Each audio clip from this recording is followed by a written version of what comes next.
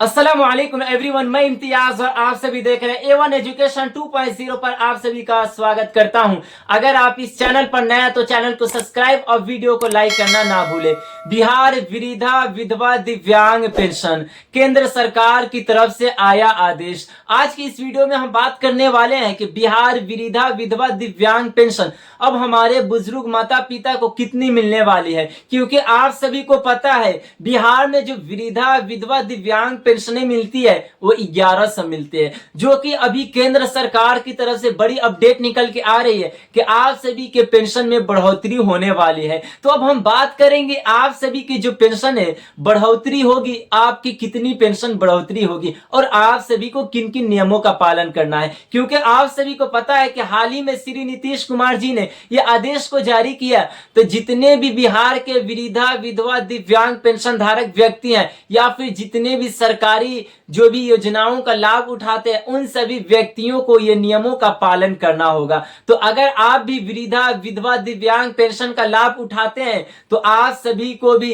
ये आपको मार्च के महीने तक इस नियम को पालन करना होगा। अगर आप इस नियम का पालन नहीं करेंगे तो आने वाले वक्त में आप सभी की समस्याओं का सामना करना पड़ सकता है। जैसे कि हम बात करेंगे, अगर कोई वृद्धा विधवा दिव्यांग पेंशन उठाते हैं तो उन्हें किन किन समस्याओं का सामना करना पड़ सकता है, उन्हें कौन कौन सी मुसीबतों का सामना करना पड़ सकता है। जैसे कि अगर हमारे बुजुर्ग माता पिता उन्हें पेंशनें नहीं मिलती है तो उन्हें कौन सी बातों का ख्याल रखना होगा और उन्हें किन किन नियमों का पालन करना होगा। क्योंकि आपको पता है रेलवे की तरफ से भी नोटिस को जारी किया गया कि जितने भी बुजुर्ग व्यक्ति है उन सभी व्यक्तियों को फिर से रेलवे में छूट मिलेगी, जो कि ये बात को संसद तक भी पहुंचाई गई और इस आवाज को संसद में उठाई गई थी कि हमारे बुजुर्ग माता पिता को फिर से टिकटों में छूट मिलनी चाहिए, फिर से वृद्धा विधवा दिव्यांग पेंशन में बढ़ोतरी होनी चाहिए, जो कि जितने भी बिहार के कम से कम 62 लाख से अधिक व्यक्ति जिन्हें पेंशन का लाभ मिलता है,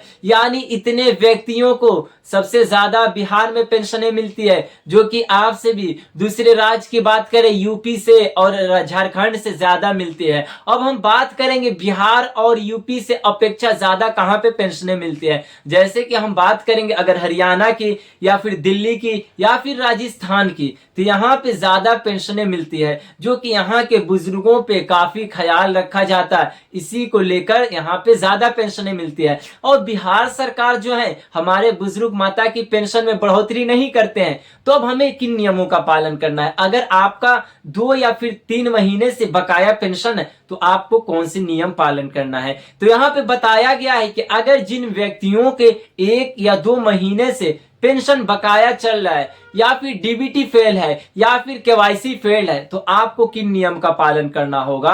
तो उन्होंने ये साफ साफ तरीके से स्पष्ट कहा कि अगर जो भी बुजुर्ग माता पिता पेंशन का लाभ उठाते हैं उन्हें 1 या 2 महीने से बकाया पेंशन है तो उन्हें घबराने की या फिर चिंतित होने की बात नहीं है। उनकी पेंशन मार्च के महीने में 10 तारीख तक जितने भी बकाया पेंशन है उसे भेज दिया जाएगा। बड़ी बड़ी अपडेट यही निकल के आ रही है और आप सभी को किन नियमों का पालन करना है। क्योंकि सबसे पहले अगर हम नियम का पालन करते हैं, अगर हम रूल का फॉलो करते हैं तो हमें कोई भी दिक्कतों का सामना नहीं करना पड़ेगा। जैसे कि अगर हम अपने जीवन यानी जीवन प्रमाण पत्र लाइफ सर्टिफिकेट को अगर बैंक तक जाकर जमा नहीं कर पाते हैं तो हमें सुविधा ये भी दी जाती है कि हम घर बैठे अपने मोबाइल से जीवन प्रमाण पत्र को जमा कर सके।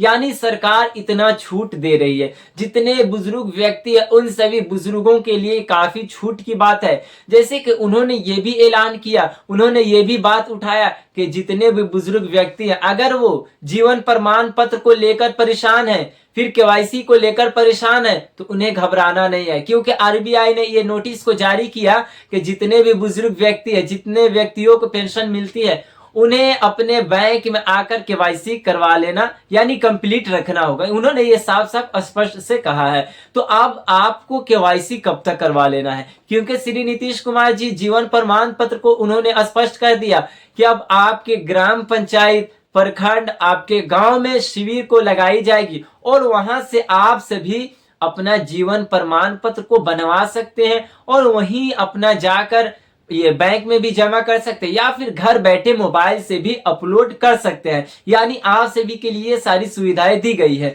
जैसे कि पेंशन की बात करें तो काफी प्रोटेस्ट की गई कि यहाँ पे बिहार के जितने भी पेंशन है उसमें पेंशन में बढ़ोतरी होनी चाहिए। जैसे कि 1100 मिलते हैं तो 1100 काफी कम है, जो कि अभी महंगाई का दर देख रहे हैं आप, इतनी महंगाई दर ऊंचा हो गया है कि जिसके कारण काफी बुजुर्ग व्यक्तियों के उनके रोजमर्रा की जिंदगी यानी उतने पैसों में नहीं कट पाती है, जिसके कारण प्रोटेस्ट पे प्रोटेस्ट की गई, मगर अभी तक कोई भी बिहार में सुनवाई नहीं की गई। तो यहाँ पे अपडेट क्या निकल के आ रहे हैं, तो यहाँ पे अपडेट ये निकल के आ रहा है कि जितने भी बुजुर्ग व्यक्ति हैं उनको पेंशन में बढ़ोतरी होगी। सम्राट चौधरी ने ये साफ साफ स्पष्ट से बताया है कि फिर से बुजुर्ग व्यक्ति के पेंशन में बढ़ोतरी होगी और इलेक्शन से पहले यानी बढ़ा दिया जाएगा। यानी जो पेंशन है आपके पेंशन को फिर बिहार इलेक्शन से पहले बढ़ा दी जाएगी, क्योंकि बिहार इलेक्शन से पहले बिहार में महिलाओं को 10-10 हजार दी गई है, मगर पुरुष व्यक्तियों को कुछ नहीं दिया गया, जिसको लेकर काफी बुजुर्ग व्यक्ति नाराज थे। इसी को देखते हुए सरकार ने यह आदेश को जारी किया कि फिर बिहार में इलेक्शन से पहले फिर वहां पे विधानसभा चुनाव से पहले यहाँ पे बढ़ा दिया जाएगा। यानी आप सभी की पेंशन फिर से बढ़ जाएगी और आप सभी को बैंक में जाकर अपना केवाईसी करवा लेना है और आपको बैंक में जाकर जीवन प्रमाण पत्र को अपलोड कर लेना है। अब हम बात करेंगे डीबीटी को लेकर, जिनके बकाया पेंशन या 2 या 3 महीने से है तो उनके पैसे कब तक आएंगे। तो यहाँ पे उन्होंने ये कहा कि अगर जिन व्यक्तियों के अगर पुरुष हैं या फिर महिला है, कोई भी व्यक्ति है सरकारी योजना का लाभ उठाते हैं तो उन्हें सबसे पहले बैंक में जाके अपने डीबीटी को एक्टिव रखना होगा। यानी आपके जो बैंक में राशि को भेजी जाती है डायरेक्ट बेनिफिट ट्रांसफर द्वारा भेजी जाती है, तो आपको डीबीटी एक्टिव रखना अनिवार्य है। तो आपको डीबीटी एक्टिव रखने के लिए आपको कैसे पता चलेगा हमारा डीबीटी एक्टिव है या नहीं, तो आप सभी को बैंक में जाकर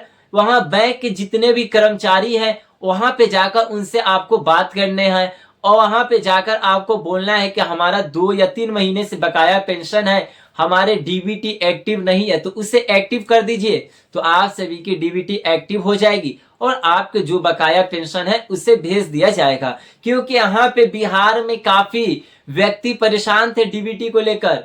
अब हम बात करें अगर जनवरी, तो यहाँ पे जनवरी में काफी लोग, मुजफ्फरपुर की बात है कि वहां पे ई लाभार्थी पोर्टल वहां पे क्रैश हो गया था, जिसके कारण जीवन प्रमाण पत्र लोगों ने बहुत लोड नहीं कर पाए, यानी अपना जीवन प्रमाण पत्र भी नहीं बनवा पाए थे या फिर उनके बैंक में जमा नहीं हो पाई थी। इतने लोग ई लाभार्थी पोर्टल पे लोग आकर वहां पे अपने अपलोड कर रहे थे, जिसके कारण वो अपलोड नहीं हो पाया और ऐप है जो ई लाभार्थी पोर्टल वो क्रैश हो गया था। इतने व्यक्तियों ने इस पे अपलोड किया, तो अब आपको बैंक में जाकर ये सारी कामों को कर लेना है। तो अब हम बात करेंगे उन व्यक्तियों को जिनकी पेंशनें बढ़ेगी। जैसे कि यहाँ पे सरकार ने ये कहा कि उन व्यक्तियों को ज्यादा पेंशन मिलेगी जिनकी आयु सबसे अधिक है। अगर आपकी आयु 65 से अधिक है, 69 के बीच में आती है, तो आपको 7,000 से करीब रकम दी जाएगी, यानी आपके बैंक में राशि भेज दी जाएगी। और किसान योजना की जो राशि है उसमें आपको 3,000